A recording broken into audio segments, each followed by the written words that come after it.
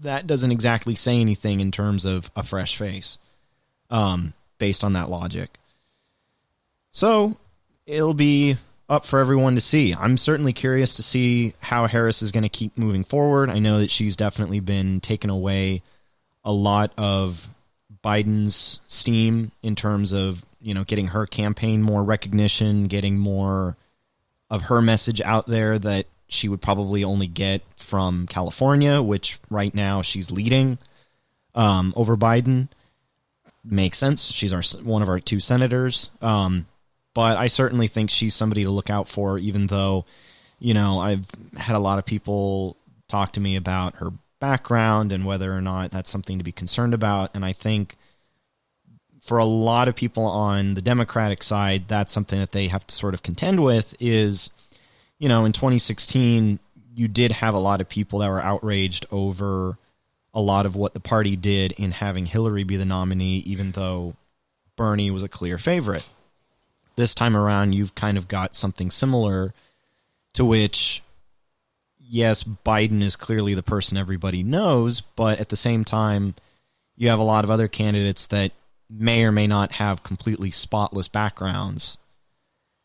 And that being the case, even if they don't have a spotless background, you're still thinking to yourself, well, wait a minute, would you rather have somebody who is at least going to be a strong politician or at least be, somebody qualifiable for president with the experience necessary for the job that could beat Trump, who, did not have any political experience getting into the job to say so? That's something everyone's going to have to contend with, and that's something that a lot of people are going to have to figure out with when they head to the polls. So, I don't know. It'll be fascinating to watch. I'm still, the first debate, I was a little bit underwhelmed just because there were some candidates I was eyeing at that I thought were going to be, my approach to this has been to try and give it kind of a sports angle, figure out why people are going to be better than others, et cetera, et cetera. And ultimately, it was just a lot of underwhelming rhetoric, underwhelming policy items, underwhelming everything. And this may be an indicator of where the Democratic Party may be going moving forward. This may be an indicator that the party itself doesn't necessarily understand its voters, or this may be that voters don't really understand the party. It's like Schrodinger's party, honestly. It's kind of all over the place. And, to some degree that's good, but when it comes to a presidential election, when you have a president who is as historically unpopular as he is, it becomes very muddling and confusing, and I'm sure frustrating for a lot of voters that they just want to see him gone, and they're looking at these candidates thinking, man, there better be somebody who can get rid of him. But that being said, if people can't make up their minds, then where do they go? And, of course, that's where you come into the conundrum of having 20 candidates, which, I don't believe. I'm not sure what the precedent is. I know that the GOP side, it's certainly been very chaotic and very full in the past. Case in point, 2016. But it's certainly worthwhile just to check and see how things are going to go moving forward and how it narrows down. Because if it narrows down, that's certainly going to be easier in terms of figuring out who's going to be the obvious front runner by the time we reach the primaries. So, and I know that that's something that in terms of electoral politics, you can run into that issue of is having a split vote going to negatively impact the election, or is it going to help out in the end? I can speak on behalf of, my own neck of the woods that we had 3 Democratic candidates going up against a GOP opponent, and there were people that were saying, oh, so-and-so, these 3 candidates need to join together for a unity ticket. Well, that never happened, and that's largely because the primaries happened, and people slowly realized that they weren't going to become the nominee. And the clear front runner made it at the top. And then she made it to Election Day, and now she's our new representative. So, granted, that's 3 candidates. This is 20 candidates. So, KB, my question to you is, in terms of looking at these debates, and if there's anyone in particular that you're sort of curious to see who's going to wind up on top after these debates, who kind of catches your attention? Honestly, I hate to say it, but it kind of just comes back down to Kamala Harris, Yang, and Biden. Really? Why do you put Yang up there other than... Because it's too early to disqualify him, and Kamala Harris is the only one who can actually... They'll look at Elizabeth Warren as like more of the same, more of the status quo. Cory Booker's just corny and like a cheap knockoff for Obama. But people gotta remember when Kamala Harris was when she first hit the scene, she wasn't like, they didn't introduce her as like, oh, this black senator. She was like, oh, she's the first Indian senator in California history. Like, they literally marketed her as an Indian. Like, she didn't present herself as black. Therefore, the black community wasn't really holding her accountable as much. Okay. And for her base, if you want black women to vote for you, you have to find, well, how do I relate to you? Like, how did Hillary get black women to vote for her? Even though they really didn't. They kind of did. They didn't. That's the irony with her. That's what I'm saying. Like, you have to find some kind of coalition, some way to fit with them. We all know your history of coalitions. Fam, we got to wrap this up pretty soon. Gotcha. Damn you, the coalitions.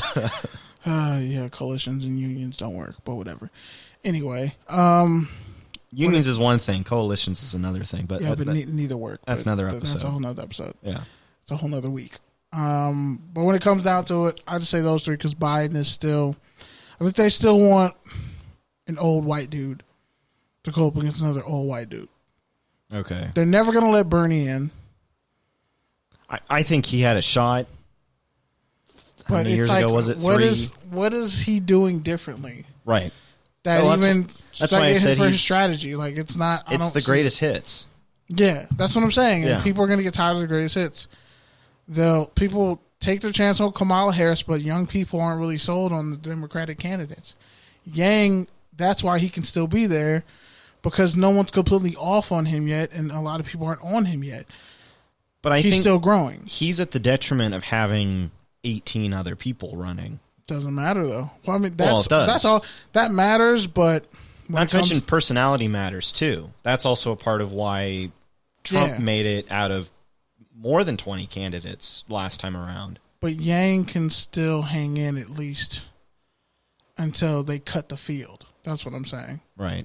Buttigieg, all these other people.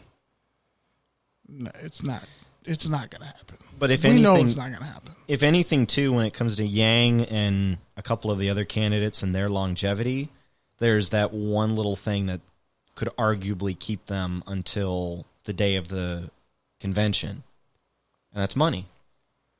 Yeah. I mean, arguably, Joe Biden could be at the bottom of the whole group a year from now, and he's basically still in it because of name recognition and money, But that's why he's old money. That's my thing. He's old money. He'll be there. I just think it's going to be those 3. Bernie might hang on, but again, it's really just going to come down to one non-white person, Andrew Yang, as an Asian person, but like, he's still growing and developing a base. So he's just a wild card. And then Biden. It's going to come down to those 3 people. Well, I think the thing you got to remember, too, is that it's easy to tell what Biden's base is going to be, whereas with Yang, there's a large swath of the Democratic Party in terms of, like, even just people, again, falling back on people where I live, their politics don't necessarily, they may align with Yang, but they might be a little bit more hardcore than he is. But, yeah, it's tough. But anyway, so gonna wrap up the show. Good news is my very brief PSA. He said the good news. Yes, I did. All right, very quick. You want to go first? Yeah, it'll be very, very brief, I promise. Cool. I'll make sure I'll get very close to the microphone for this one because it's a PSA I think everyone should adhere to. This applies for just about everything: journalism, people dating. It's a thing. The whole idea of sending out a message or leaving a phone call, leaving a voicemail. Just make sure that you receive something from somebody. It's no different from getting a present from a family member and being like, oh, thank you so much, Aunt so-and-so. Thank you. You have to reply back. You're not going to ghost your aunt for that Amazon gift card, are you? So, basically, and I've had this happen before. If I am going to give you a phone call and say I need to do an interview, the story's going to come out tomorrow, please return the call. And just remember that deadlines are a thing. I mean, it's 2019. I think all of us have seen Glengarry Glen Ross. And if you haven't, yeah, Kevin Spacey's in the movie, but ignore that. Al Pacino's in it. For the love of God, just make sure that you actually answer back because, people have to do their jobs. So, and also people have to live their lives. So for goodness sake, no ghosting. Ghosting's a bad thing. Please don't ghost. Fam. Don't be that person. The parallels, the inside jokes, the double speak. Oh my God. This is the summer of Mancini. This PSA was like the Avengers of PSAs. It crossed over so much. And yeah, I know, I don't like superhero movies, but you know what? I love me some Batman, so bite me. I'm proud of you, Mancini. Thank you. The group chat is proud of you. He pressed that, I didn't. This is also the most un-Batman music. It really is. But go ahead and cut that off now. Yeah. Cool, man. All right, so I don't really have much to say. Just, man. Self-care is really important. Like, take care of yourself first. Like, you can try to be all things to all people. Try to be consistently what you are to people, but if you're killing yourself in the process, you need to really rethink that. So rethink it. Do what you got to do. But most importantly, just take care of yourself and each other. That was totally not meant to be a Jerry Springer sign off, so I'm going to try this one more time. Also, if you're seeing someone get their ass beat, please stop recording it in public. Just I miss the days where people would get beat up for being disrespectful, and then we just move on about our lives. Because, the cops are watching. Everyone's watching. Feds watching. And by the way, Feds win a sweep. Dirty Sprite. That infamous album. I think it's 2 or 3 years old now. This past week was the anniversary of it. Barry Sanders' birthday was this past week. I hope to one day have the flexibility of Barry Sanders' ankles. I strive for it in my life and in my relationships. But if I don't, oh well, screw it. Anyways, touchdowns and tangents. I'm Kenneth Barry, Ozo Grande. Mancini, go ahead, drop your Drop your info. You can find me at Mancini RA on Twitter, and I'm